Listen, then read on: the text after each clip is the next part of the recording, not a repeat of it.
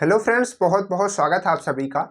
आज की वीडियो में हम लोग सॉल्व करेंगे एक न्यूमेरिकल जो कि स्टीम इंजन का न्यूमेरिकल है। बहुत ही इंपॉर्टेंट न्यूमेरिकल है। इसकी पिछली वीडियोस में हमने बहुत सारे न्यूमेरिकल सॉल्व कराए हैं, उन सभी से ये बहुत ज़्यादा इंपॉर्टेंट न्यूमेरिकल है। इस तरीके के न्यूमेरिकल अगर आपके एग्जाम में आते हैं, आप किसी भी यूनिवर्सिटी से हैं, किसी भी कॉलेज से हैं, अगर आपके एग्जाम में इस तरीके के न्यूमेरिकल आता है तो वीडियो को लास्ट तक देखें ताकि इस तरीके के क्वेश्चन आप बहुत अच्छे तरीके से क्लियर कर पाए और समझ पाए। केवल यही क्वेश्चन नहीं, अगर इससे हट करके भी क्वेश्चन थोड़ा सा चेंजेस किया जाता है तो आप उसको कर पाए, आप उसको सॉल्व कर पाए। बस आपको क्या करना है, बस आपको वीडियो को लास्ट तक देखना है और एक एक चीज़ों को ध्यान से समझना। जहाँ पर ना समझ आए वीडियो को डबल टैप कीजिए और बैक कीजिए। अगर आपको लगती है वीडियो स्लो है तो इसको आप स्पीड भी करके देख सकते हैं। तो चलिए वीडियो जो हमारा ये क्वेश्चन है उसको सॉल्व करते हैं। तो क्वेश्चन सबसे पहले क्वेश्चन को बताने से पहले, क्योंकि क्वेश्चन में कुछ कुछ टर्म्स हैं, अगर उनको हम लोग पहले समझ के रखेंगे तो क्वेश्चन को पढ़ने में और क्वेश्चन को समझने में हमको आसानी होगी। ठीक है, तो क्वेश्चंस में हम कुछ चीज़ों को आपको बताना चाहते हैं। इसके सॉल्यूशन बताने से पहले देखिए, यहाँ पर जो क्वेश्चन में पूछा गया है, निकालने के लिए कहा गया है, वो है इंडिकेटेड डायग्राम, इंडिकेटेड पावर। क्या निकालने के लिए कहा गया है? इंडिकेटेड पावर निकालने के लिए कहा गया है। अब यहाँ पर ये इंडिकेटेड पावर क्या होती है, पहले इस बात पे हम थोड़ा सा बताना चाहते हैं। क्यों? क्योंकि जो चीज़ हम पढ़ रहे हैं, जो चीज़ हम निकाल रहे हैं, कैलकुलेट कर रहे हैं न्यूमेरिकल्स का यूज करके, उसका कहाँ पर यूज होता है ये भी हमको थोड़ा बहुत आइडिया रहना चाहिए। तो देखिए, इंडिकेटेड पावर क्या होती है, जैसे कि छोटा सा बस आपका 1 मिनट का समय लेंगे। जैसे कि एक सिलेंडर होता है, ठीक, और सिलेंडर के अंदर क्या होता है? पिस्टन होता है। सिलेंडर के अंदर होता है पिस्टन, ठीक, मान लीजिए कि पिस्टन है। अब यहाँ पर कोई वर्किंग फ्लूइड होगा, पेट्रोल होगा, डीजल होगा, किसी न किसी तरीके से स्टीम होगी, क्योंकि ये स्टीम इंजन का क्वेश्चन है तो स्टीम होगी। तो यहाँ से स्टीम आएगी और इस पिस्टन पे प्रेशर करेगी, इसको इधर की तरफ भेजेगी, फिर पिस्टन लौट करके इधर की तरफ आएगा, फिर इधर इधर इधर, यानी कि ये रेसिप्रोकेटिंग मोशन करेगा। और यहाँ पर लगी होगी हमारी क्रैंक, और क्रैंक के थ्रू यहाँ पर क्या लगा होता है? यहाँ पर लगा होता है क्रैंक। यहाँ पर क्या लगा होता है? क्रैंक कुछ इस तरीके से होती है, ठीक है, ये लगी होती है। और क्रैंक से लगा होता है हमारा मेन शैफ्ट, और मेन शैफ्ट पे हमारी लगे होते हैं व्हील्स, यानी कि पहिए। और व्हील्स जो होते हैं वो घूमते हैं, इस तरीके से काम करता है। जो पिस्टन रेसिप्रोकेटिंग मोशन करेगा, इधर हमको रोटरी मोशन मिलेगा, हमारे पहिए घूमेंगे, इंजन हमारा यानी कि जो हमारी पूरी गाड़ी है वो आगे भागेगी। तो इस तरीके से काम करता है। तो उसमें ये इंडिकेटेड पावर का क्या रोल होता है, इंडिकेटेड पावर क्या होती है? तो देखिए, पिस्टन यानी कि जो सिलेंडर है, इसके अंदर जितनी भी पावर डेवलप होती है, इसके अंदर जितनी भी पावर डेवलप होती है उसको हम लोग कहते हैं इंडिकेटेड पावर। क्या कहते हैं? Indicated power. इंडिकेटेड पावर किसको कहते हैं? जो सिलेंडर के अंदर डेवलप होती है। किस पे डेवलप होती है? पिस्टन के ऊपर डेवलप होती है। अब पिस्टन के ऊपर डेवलप होगी कितनी भी, मान लीजिए कि यहाँ पर 20 किलोवाट की, ठीक है, मान लीजिए कि 20 किलोवाट की यहाँ पर इंडिकेटेड पावर जो है जनरेट हुई। अब यहाँ पर कुछ ना कुछ इसमें फ्रिक्शन होता है, थोड़ा बहुत इधर जा करके चीज़ों में फ्रिक्शन होता है, बेरिंग्स में फ्रिक्शन होता है।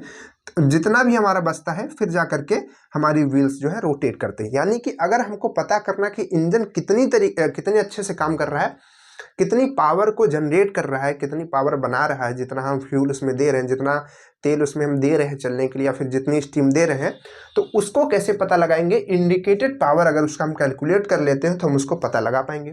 तो इसी वजह से हम लोग इस तरह के न्यूमेरिकल को सॉल्व करते हैं, ताकि हम इतने डेटाज, कौन कौन से डेटा ध्यान से देखिए, यहाँ पर स्ट्रोक, यहाँ पर फिर इसका डायमीटर, उसकी स्पीड, उसका कट ऑफ, इन सब डेटा से हम उसका क्या निकाल पाए? इंडिकेटेड पावर निकाल पाए।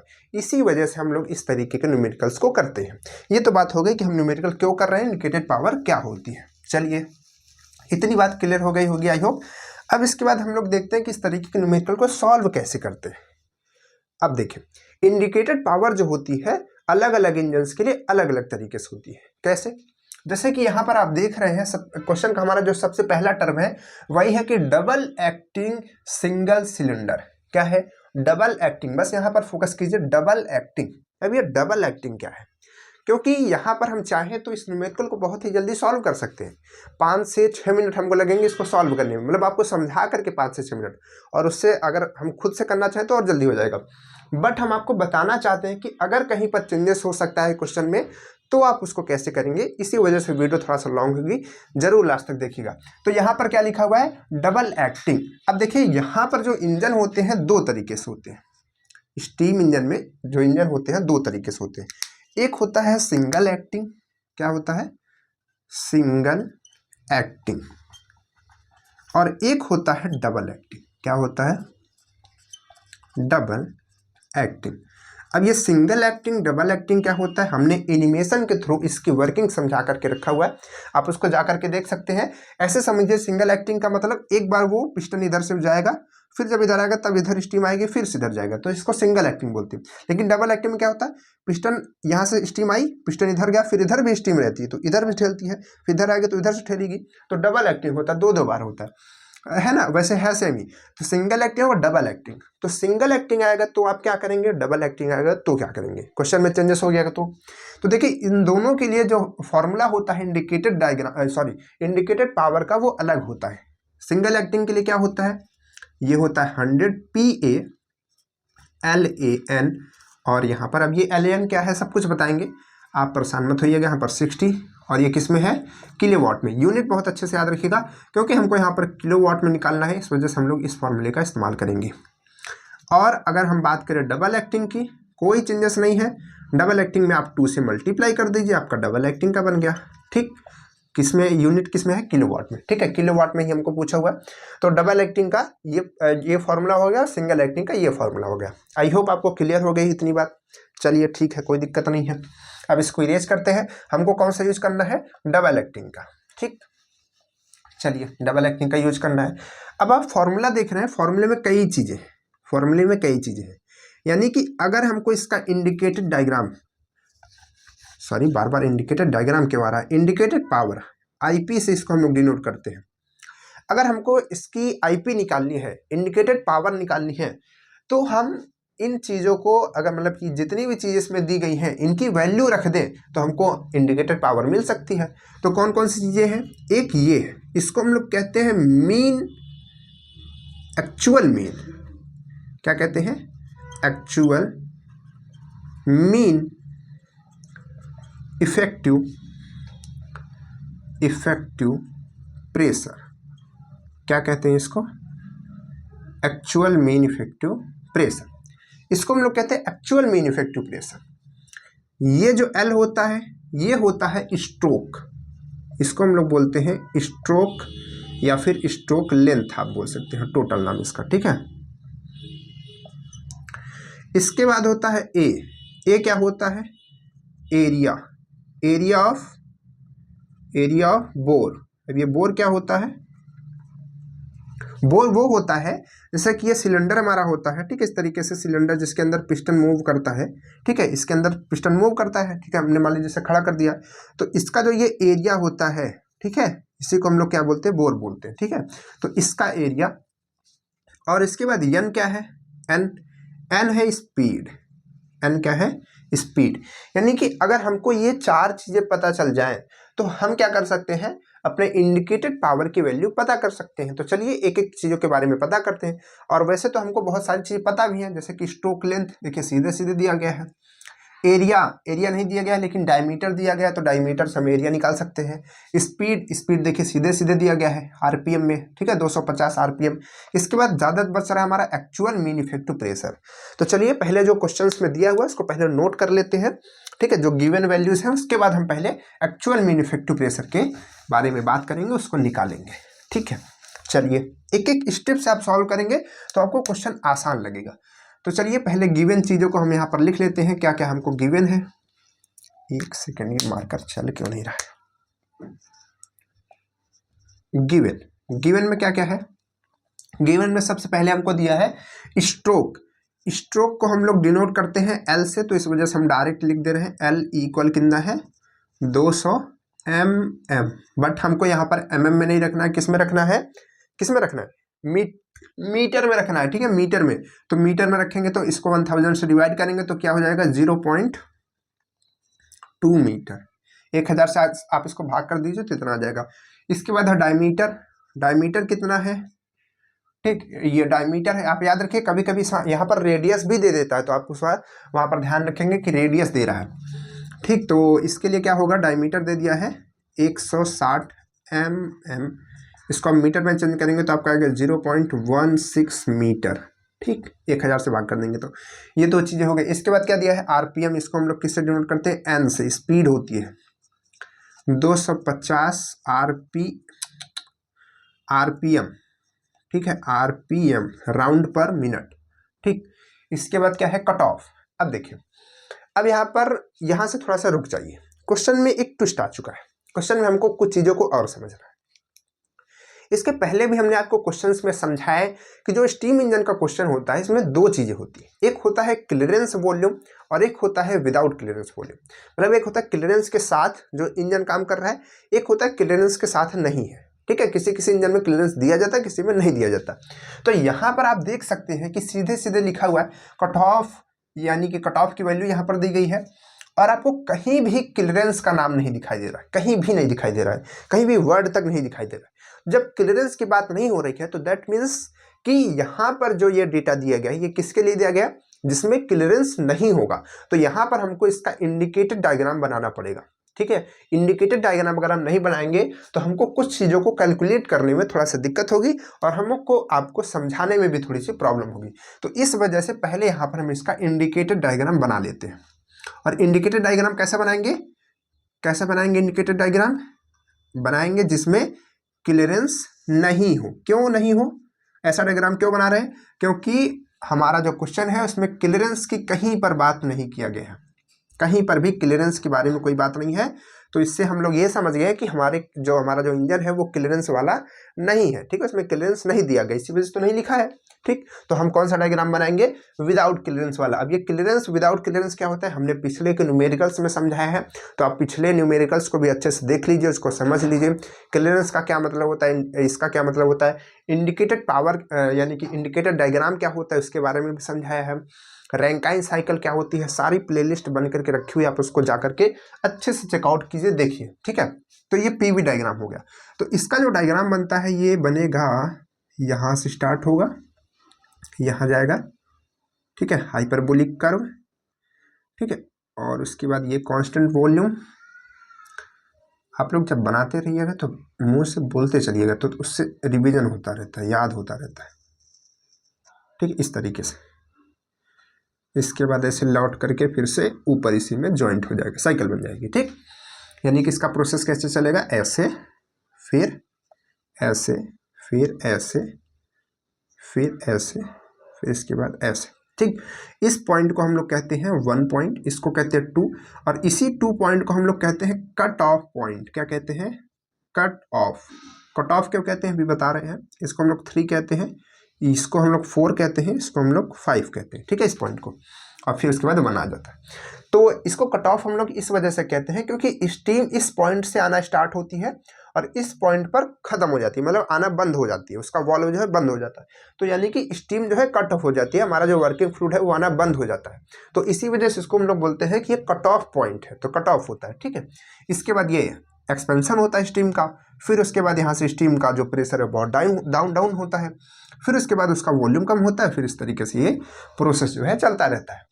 तो यहाँ पर इस पॉइंट को हम लोग कहते हैं P1, और ये P1 जो पॉइंट होता है इसको हम लोग कहते हैं कि प्रेशर का, सॉरी, जो स्टीम है उसका इनिशियल प्रेशर होता है। जितने प्रेशर से स्टीम जो है इंजन के अंदर डाली जाती है वो प्रेशर होता है P1। ठीक है, क्योंकि यहीं से स्टार्टिंग होती है 1 पॉइंट से। तो 1 पॉइंट से क्या होगा, सबसे पहले स्टीम डाली जाएगी तभी तो पिस्टन पीछे मूव करना स्टार्ट करेगा। सारा कुछ समझाया था पिछले वीडियोस, प्लीज़ देख लीजिए, आपको और अच्छे से क्लियर हो जाएगा। तो ये P1 पॉइंट होता है। ठीक, और P1 कह दीजिए फिर P2, क्योंकि P1 और P2 दोनों सेम होंगे। और इस पॉइंट को जो यहाँ पर पॉइंट होता है इसको हम लोग कहते हैं PB। क्या कहते हैं, इसको हम लोग कहते हैं PB। अब ये PB क्यों कहते हैं, क्योंकि बैक प्रेशर होता है, पिस्टन इधर आ रहा है तब स्टीम उसको उल्टा धक्का मारती रहती है। ठीक है, तो इसको हम लोग PB कहते हैं। P5 भी कह सकते हैं क्योंकि 5 पॉइंट है, लेकिन हम लोग इसका एक अलग से नाम रखे PB, बैक प्रेशर। ठीक, अब इसके बाद आ जाइए, इस पॉइंट को हम लोग नीचे लाते हैं। ठीक, इस पॉइंट को नीचे लाना होता है, क्योंकि आप जब ग्राफ बनाएंगे तो आप उसमें सारी चीज़ों को डिनोट कर लेंगे। अब इसमें आप ये सोच रहे होंगे कि यहाँ पर तो डबल एक्टिंग है लेकिन ये सिंगल एक्टिंग का डायग्राम है। तो देखिए सिंगल एक्टिंग डबल एक्टिंग के डायग्राम में ज़्यादा फर्क नहीं होता, बस उसमें क्या होता है कि ये सिंगल एक्टिंग में एक बार रोटेट करता है और डबल एक्टिंग में 2 बार इसमें बन जाता है उसी के ऊपर, ठीक है, तो ज़्यादा अंतर नहीं होता। तो ये चीज़ हो गई। अब ये जो पॉइंट होता है यहाँ पर क्या होता है, 0 पॉइंट होता है, ठीक, 0 पॉइंट, और यहाँ पर ये पॉइंट, और इस पॉइंट को अगर आप देखेंगे आगे बढ़ाएंगे तो ये पॉइंट आपका यहाँ पर आएगा, ठीक।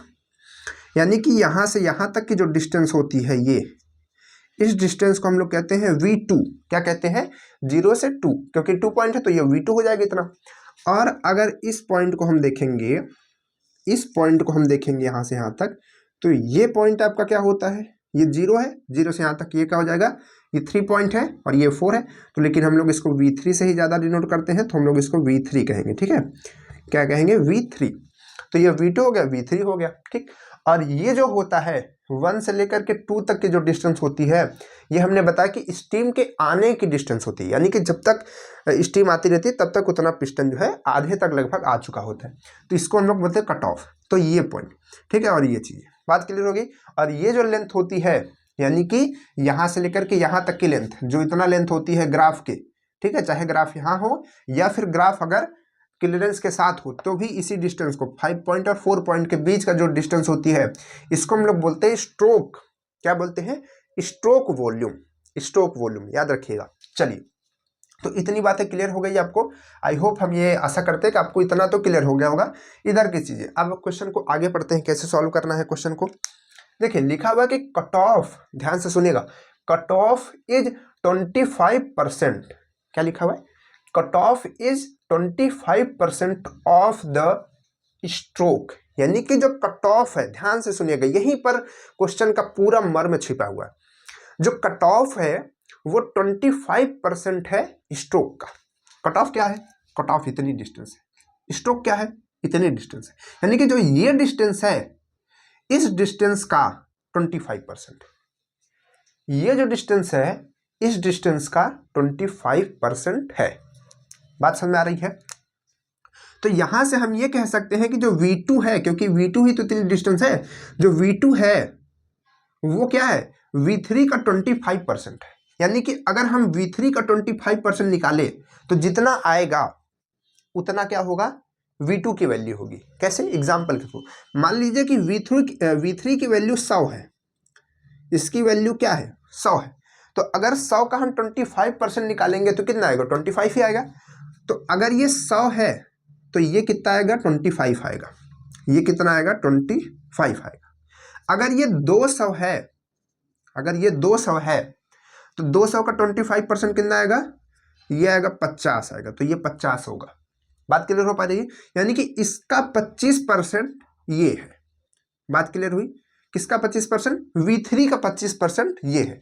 अब यहाँ पर एक ट्विस्ट समझिए, कभी कभी क्वेश्चन में परसेंटेज कह देगा, कभी कभी क्वेश्चन में फ्रैक्शन के फॉर्म में कह देगा। ऐसे कह देगा कि जो कट ऑफ है, कट ऑफ इज 1/2, यानी कि जो कट ऑफ है, ध्यान से सुनिए, हम लिख दे रहे हैं यहाँ पर कट ऑफ, यहाँ पर लिखेंगे, ठीक है, cut off is 1/2 of the stroke. यानी कि इसके कहने का मतलब ये हो गया कि जो कट ऑफ है, जिसको हम लोग V2 कहते हैं, V2 कहते हैं, वो क्या है, हाफ ऑफ किसका है, द स्ट्रोक का। तो स्ट्रोक का हाफ ऑफ कर दो, स्ट्रोक क्या है, V3, तो V3 का हाफ कर दोगे तो ये बन जाएगा। तो ये रिलेशन बताया जाता है। तो कभी कभी यहाँ पर फ्रैक्शन में लिखा रहेगा और कभी कभी परसेंटेज में लिखा रहेगा और कभी कभी पॉइंट में लिखा रहेगा। तो आप वहाँ पर कंफ्यूज मत होइएगा, कोई भी चीज़ आएगी आप उसको कर ले जाएंगे। बस ये याद रखिएगा कि वहाँ से रिलेशन आप किस तरीके से बनाएंगे। जैसे हमने हाफ बताया तो इसका रिलेशन आपने बना लिया। अब परसेंटेज है तो इसका कैसे बनाना है, चलिए बताते हैं आपको।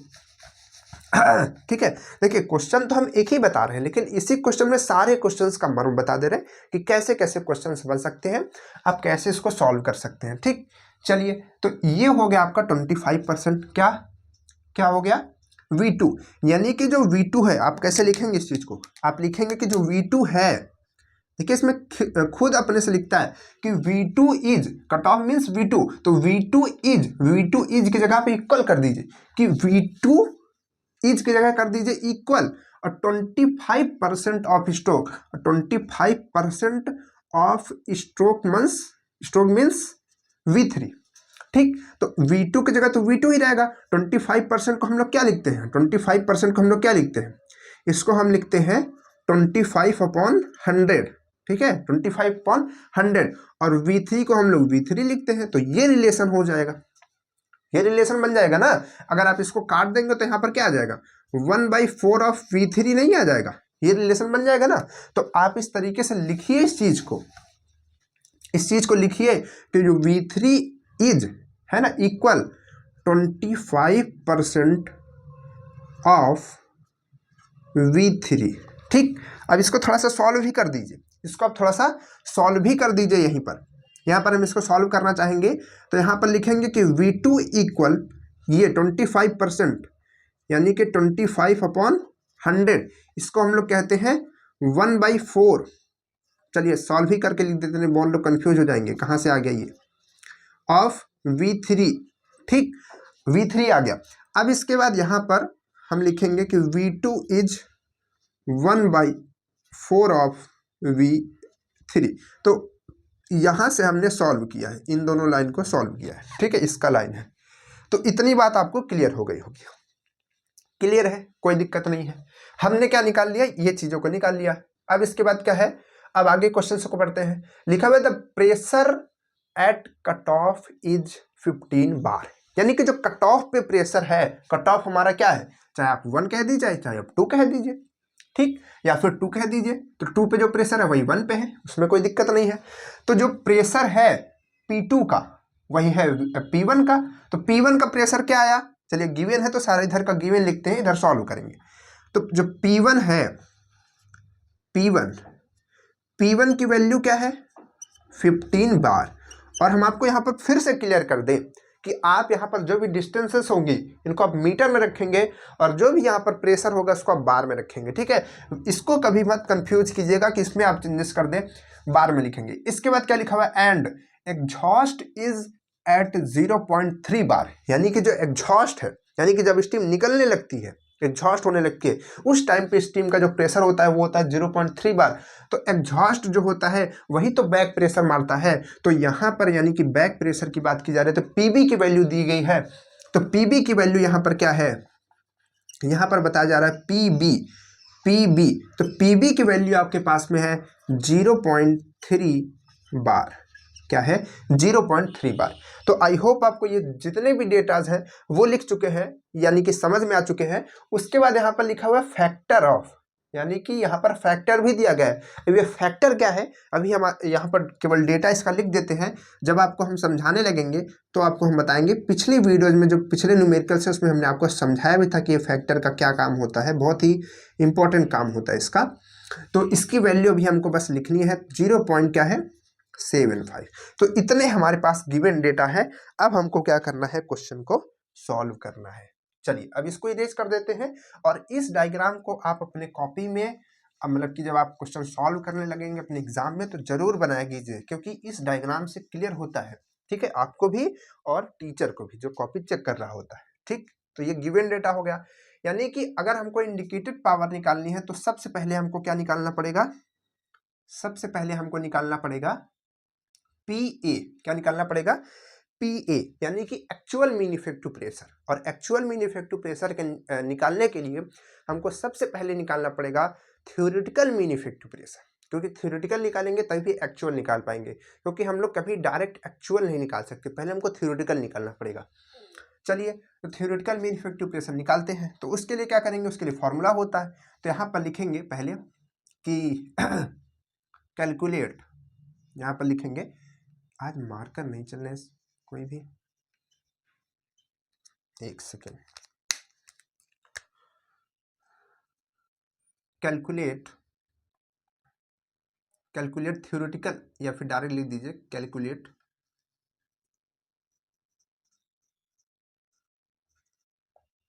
Theoretical mean effective pressure. ठीक, इसको हम लोग डिनोट करते हैं PM से। किससे डिनोट करते हैं, PM से। तो यहाँ पर PM का जो फॉर्मूला होता है वो क्या होता है, इसका फॉर्मूला होता है P1 अपॉन R ब्रैकेट के अंदर 1 प्लस 2.3 और यहाँ पर P1, ठीक, 2.3 log और यहाँ पे R, और इसके बाद यहाँ पर क्या होता है आगे माइनस PB, ठीक है। ये फॉर्मूला बनता है, P1 यहाँ पर नहीं लेता, तो ये इसका फॉर्मूला बनता है। यानी कि अब हमको क्या करना पड़ेगा, जितने हमारे पास डेटाज हैं इसमें हमको फीड करना पड़ेगा PM निकालने के लिए।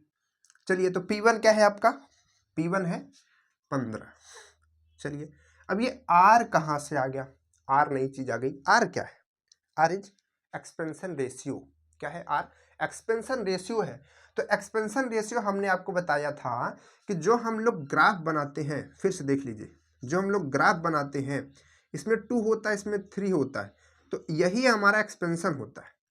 तो ये जो पॉइंट होता है लास्ट वाला वेलोसिटी, सॉरी वॉल्यूम, और जो ये जहां से स्टार्ट होता है, इन दोनों का रेशियो यानी कि V3 अपॉन V2 होता है, ठीक है।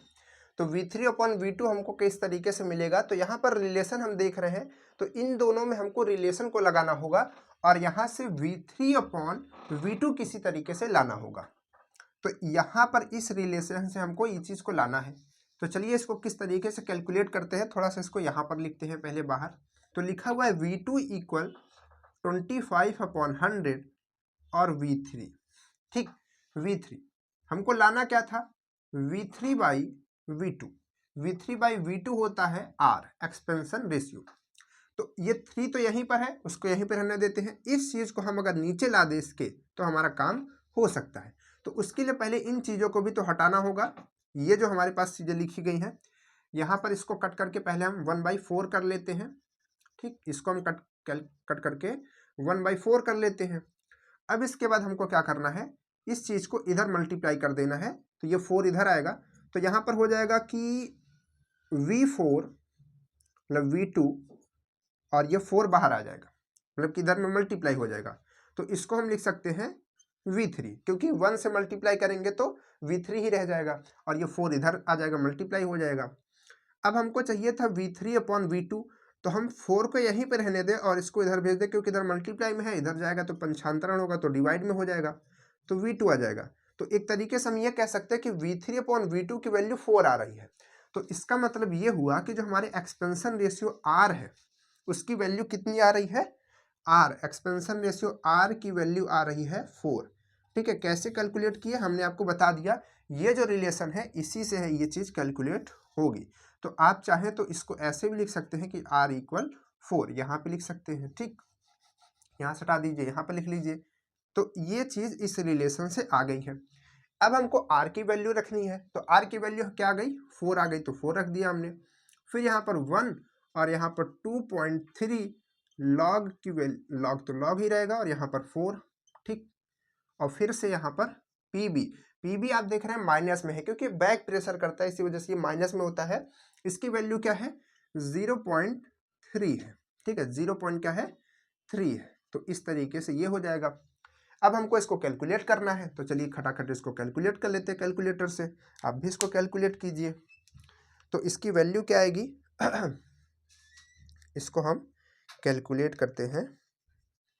इसकी वैल्यू जो है 2.3 प्लस 1, उसके बाद है मल्टीप्लाइड बाई 15 और डिवाइड बाई 4 और माइनस 0.3। तो ये वैल्यू आ रही है 8.64 आ रही है, 8.64। और ये वैल्यू किस में आएगी, बार में आएगी। आप यहाँ पर देख सकते हैं इतनी आ रही है। आप इसको कैलकुलेट कीजिएगा, सही है या फिर गलत है आप बताइएगा। तो ये 4.68 आ रही है। तो ये जो वैल्यू आपकी आ रही है, ये जो वैल्यू है ये है PM की वैल्यू, यानी कि थ्योरेटिकल मीन इफेक्टिव प्रेशर। लेकिन हमको निकालना क्या है, हमको तो निकालना था एक्चुअल मीन इफेक्टिव प्रेशर। तो एक्चुअल मीन इफेक्टिव प्रेशर हम किस तरीके से कैलकुलेट करेंगे, तो यहाँ पर ये तो आ गई वैल्यू, ठीक है, कोई दिक्कत नहीं। अब यहाँ पर हम लिखेंगे calculate actual mean effective pressure, actual mean effective pressure, इसको हम लोग PA से डिनोट करते हैं। तो PA की जो फॉर्मूला आता है, यानी कि देखिए क्या होता है कि जो हमारा एक्चुअल मीन इफेक्टिव प्रेशर और थ्योरेटिकल मीन इफेक्टिव प्रेशर जो होता है, ये फैक्टर का जो फॉर्मूला होता है, जो फैक्टर डायग्राम फैक्टर होता है, उसकी वैल्यू होती है। तो अगर हमको PA निकालना है, एक्चुअल मीन इफेक्टिव प्रेशर निकालना है, तो हमको इसको अकेला करना पड़ेगा, इस चीज को इधर भेजना पड़ेगा। तो इसको हमको इधर भेज देंगे, तो यहाँ पर ये मल्टीप्लाई में आएगा क्योंकि इधर डिवाइड में था, तो यहाँ पर PM आ जाएगा। तो एक्चुअल मीन इफेक्टिव प्रेशर निकालने का हमको फॉर्मूला मिल गया, तो इस फॉर्मूले से हम इसको निकालेंगे। तो यहाँ पर हम लिखेंगे कि PA equal PM into K। अब PM कितना है 8.64 इंटू ये कितना है 0.75। तो अब हम क्या करेंगे, इसको मल्टीप्लाई करेंगे। तो हम मल्टीप्लाई करते हैं 0.75 का, तो ये आ रहा है 6.48। क्या आ रहा है 6.48। अब ये गलत भी हो सकता है, सही भी हो सकता है। क्यों गलत हो सकता है? अगर हमने कहीं पर गलती की होगी तो गलत आएगा, अगर आपने कहीं गलती की होगी तो आपका गलत आएगा। ठीक है, तो ये जो वैल्यू आती है ये किस में आती है, बार में आती है, ये बार में आएगी। ठीक, तो इसको भी आप हाईलाइट कर देंगे क्योंकि हमारी ये वैल्यू है। तो हमको ये भी पता चल गया। अब हमारा था L भी हमको लिखा हुआ दिख रहा है। ठीक, और उसके बाद N भी दिख रहा है। उसके बाद बचा A मीन्स एरिया। हमने बताया कि एरिया किस चीज का, बोर का, यानी कि जो हमारा सिलेंडर है उसका एरिया यहाँ पर हमको अगर पता नहीं चलेगा तो हम इसका जो है इंडिकेटेड पावर नहीं निकाल पाएंगे। तो इसका एरिया हमको निकालना है, तो यहाँ पर लिखेंगे calculate area of bore, area of bore. तो एरिया ऑफ बोर क्या निकलेगा भाई, जो एरिया होगा वो किस शेप का होगा, वो एकदम गोले सर्कल के शेप का होगा। तो इसका जो फॉर्मूला होता है ये क्या होता है, इसका मतलब कि निकालने का फॉर्मूला क्या होता है, इसका होता है ना कि 2πr square, sorry πr square. क्या होता है, πr स्क्वायर होता है। 2πr तो वो उसका फॉर्मूला होता है सरकमफ्रेंस का। तो इसका जो फॉर्मूला होता है क्षेत्रफल निकालने का, यानी कि एरिया निकालने का, वो क्या होता है, πr स्क्वायर होता है। तो πr स्क्वायर यहाँ पर हम लगा देंगे, पाई की जगह पाई रखेंगे, और यानी कि एरिया को हम लोग A से डिनोट करते हैं, तो पहले A लिख लेंगे, A इक्वल पाई, और यहाँ पर R आपका क्या है, आप यहाँ पर देख रहिए D दिया हुआ है, तो आप D ना रख करके R रख दी, सॉरी जैसे कि R रखना है आपको, लेकिन आप D रखना चाहते हैं, तो जहाँ पर आपको R है, R को आप क्या कह सकते हैं, D/2 कह सकते हैं, तो आप D/2 रख दीजिए। तो यहाँ पर आप D/2 रख दीजिए इनटू D आपका क्या है, चलिए पहले फॉर्मूला लिख देते हैं, नहीं तो आप कंफ्यूज हो जाएंगे, इसका स्क्वायर। ठीक, इस तरीके से, या फिर आप डायरेक्ट फॉर्मूला लिख दीजिए कि 1/4 पाई, क्योंकि इधर 4 आ जाएगा, और D स्क्वायर। इस तरीके से बनेगा, क्योंकि बहुत बच्चे ये वाला फॉर्मूला नहीं समझ पाते, तो हमको ये थोड़ा सा बताना पड़ा। तो यहाँ पर 1/4 और पाई की वैल्यू तो पाई होगी, और D की वैल्यू क्या है, D की वैल्यू तो आप देख रहे हैं, आ गया D, ये है। तो D की वैल्यू आप निकालिए 0.16 और इसका स्क्वायर कर दीजिए। अब अगर आप इसकी वैल्यू निकालेंगे, यानी कि एरिया की वैल्यू निकालेंगे, तो एरिया की वैल्यू क्या आएगी, कैलकुलेटर से इसको कैलकुलेट करना पड़ेगा। चलिए कर लीजिए इसको कैलकुलेट, कैसे करना है, पाई मल्टीप्लाइड बाई 0.16, ठीक है, और डिवाइडेड बाई 4। तो ये आपका आ रहा है 0.020, ठीक है, 0.02, तो यहाँ पर हम लोग लिखेंगे इसका, तो ये आएगा 0.02, क्योंकि ये मीटर में है तो इसको हम लोग मीटर स्क्वायर लिखेंगे, यूनिट आप जरूर लिखेंगे। तो ये आपका एरिया आ गया। तो यहाँ पर हमने सारी चीज़ों को निकाल लिया, चाहे वो L हो, चाहे वो A हो, चाहे वो N हो, चाहे वो PA हो, सब कुछ हमारा कैलकुलेट हो चुका है। अब हमको क्या निकालना है, मेन हमारा जो क्वेश्चन में पूछा गया है वो क्या है, इसका इंडिकेटेड पावर। तो चलिए अब इन चीज़ों को थोड़ा सा इरेज करेंगे, कहाँ का इरेज कर दे, इधर से इरेज कर दे। चलिए, क्योंकि ये गिवन है ही सारा कुछ, तो हम पहले से कर चुके हैं, तो इसके बाद का इधर हम कर देते हैं।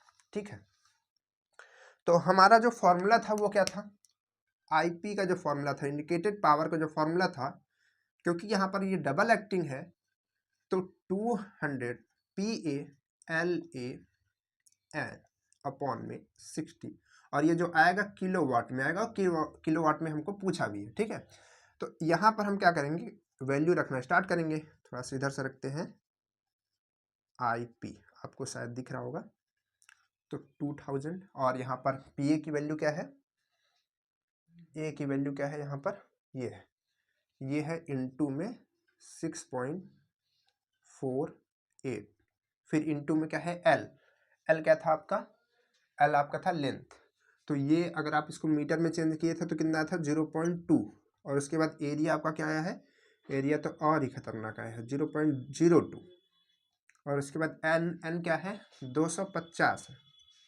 तो आप इसको 250 लिखिए, और उसके बाद 60 से इसको डिवाइड कर दीजिए। अब इसको आप कैलकुलेट कीजिए। चलिए कैलकुलेट करते हैं इसको, तो इसको कैलकुलेट करेंगे तो 200 multiplied by 6.48 multiplied by 0.2 multiplied by 0.02 multiplied by 250, ठीक है, और डिवाइडेड बाई 60, जिसको हम लोग बोलते हैं 60। तो ये देखिए जो आपकी वैल्यू आ रही है एकदम करेक्ट वैल्यू 21.6 आ रही है, 21.6 के करीब आ रही है। तो इसमें जो वैल्यू आएगी ये आएगी 21.6, और ये जो वैल्यू आएगी ये आएगी किलोवाट में। तो ये आपकी जो वैल्यू आएगी यही आपके क्वेश्चन का आंसर होगा। तो ये है इसका इंडिकेटेड पावर। तो इस तरीके से आप इंडिकेटेड पावर कैलकुलेट कर सकते हैं। हमने कैसे किया, आप अगर थोड़ा सा फिर से समझना चाहते हैं तो वीडियो को फिर से अच्छे से पीछे करके देख लीजिए, क्योंकि अगर आप इस वीडियो को बहुत अच्छे से समझेंगे तो आप कोई भी क्वेश्चन कर सकते हैं। मतलब केवल यही क्वेश्चन नहीं, इस तरीके का कोई भी क्वेश्चन होगा आप इसको कर पाएंगे। तो वीडियो अच्छी लगी हो, हेल्प हुई हो तो आप इसको लाइक कीजिए और अपने दोस्तों के पास जरूर भेज दीजिए। चलिए फिर मिलते हैं नेक्स्ट न्यूमेरिकल में, तब तक के लिए बाय बाय।